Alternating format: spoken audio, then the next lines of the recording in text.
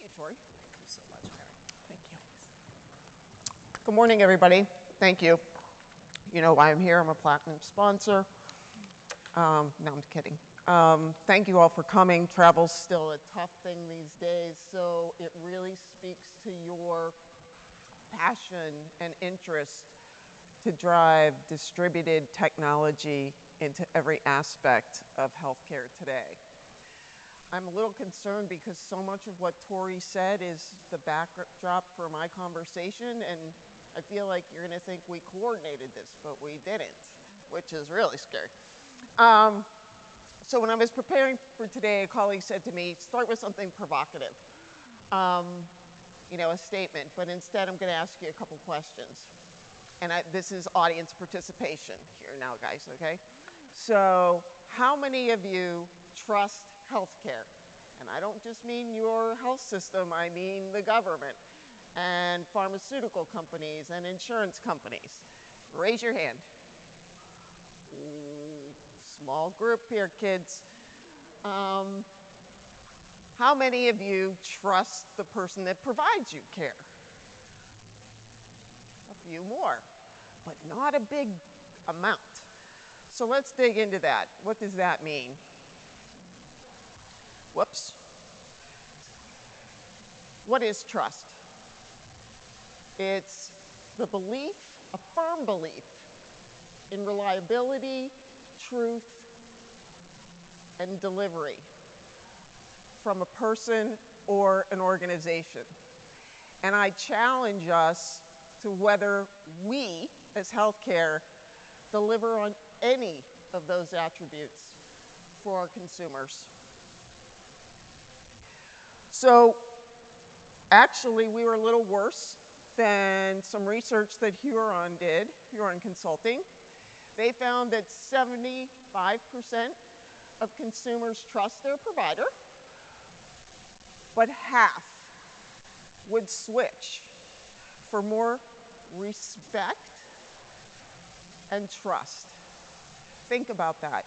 It's not access, it's not price, it's more than that. Those are table stakes, kids. So what's trust mean to a consumer in healthcare? What do they want? For 2/3, they want a single point of contact, which means ease. For another 71%, they want a single comprehensive medical record that they manage. So what that means is they want to participate. They see themselves as an active member of the healthcare team, not somebody that things are done to, but with.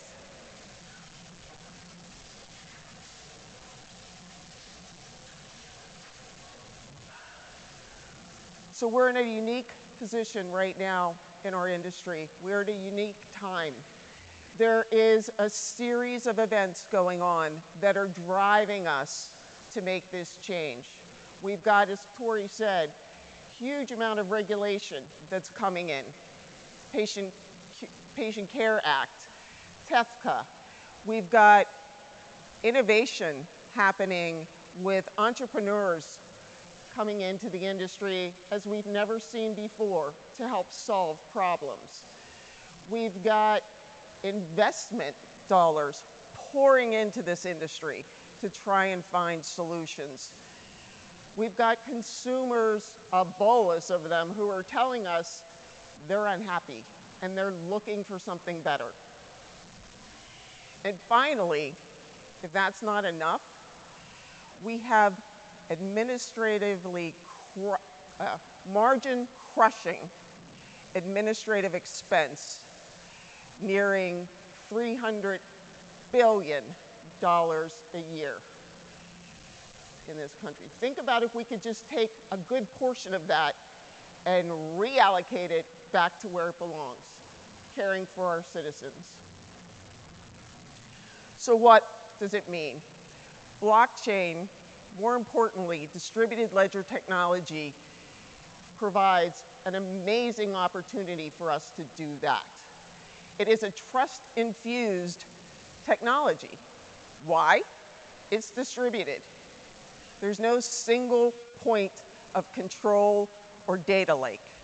It allows providers who invested tens of millions, if not hundreds of millions of dollars in their electronic health records and the like, to keep that.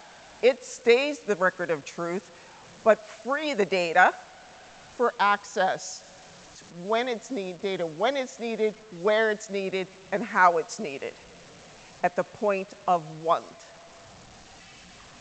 It's a single source of truth. There's provenance, there's security, and there's an immutable record. Some might think that's good, some might think that's bad, but it is immutable. No single party can change it once it's on the chain.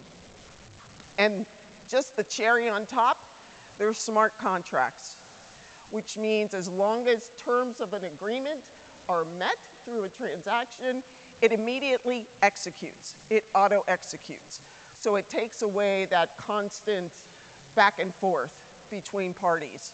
My records show this, your records show that. So for consumers, we can flow out, right? We've got to start with the basics. Right now, we don't have the basics when a patient walks in the door. We don't know if what we're going to do is going to be covered. We don't know if they've met their deductible, because none of that's real time, and none of it's accessible at point of care. So if we can start to deliver that, we start to deliver truth and trust for our patients. As we improve how we administer and free the data, we can let it flow to our patients. I'm waiting for my minute sign. So how do we get there? Like I said, we're at a precipice to make a change. But to do that, it's not just a technical problem. It's a we problem. We have to come together. It's not a single organization or a single tech company or even the government alone that can do this. We must collaborate. We need to experiment. You're going to hear a ton of that today on experiments, and we have to demonstrate it at scale. You build the network, you create the interoperability. It's not one electronic health record or two electronic health record companies creating that interoperability opportunity. It's the network. And networks are created by coming together. We are at a unique time. We need to overuse a phrase, lean in. We need to build frenemies. We need to collaborate. We need to question everything we do today, the processes, the forms, the technology we use, and ask ourselves, does it deliver on the promise? You know, today it takes nearly 2 years to implement a new technology on average in a health system. And I would wager to bet that if the bigger the health system, the longer that path is. That's like you buying the new iPhone and setting it aside in a drawer for 2 years. 2 years later, I bet you the technology's advanced and what you had isn't what could be. We need to think about why it takes so long. It takes 9 months to negotiate a contract. You know, I bet you if our lawyers and our government were told it's going to take 9 months for you to get an appointment, things might change. I'm asking you to create a better tomorrow for our people. They deserve it, we deserve it, and the people who are on the front lines deserve it. Thank you so much for letting me be here today and stump. Take a look at Avaneer Health. We're trying to build the network. We've come together as payers and providers to invest. to make this network happen, and we'd certainly like you to join us in that effort. Thank you very much.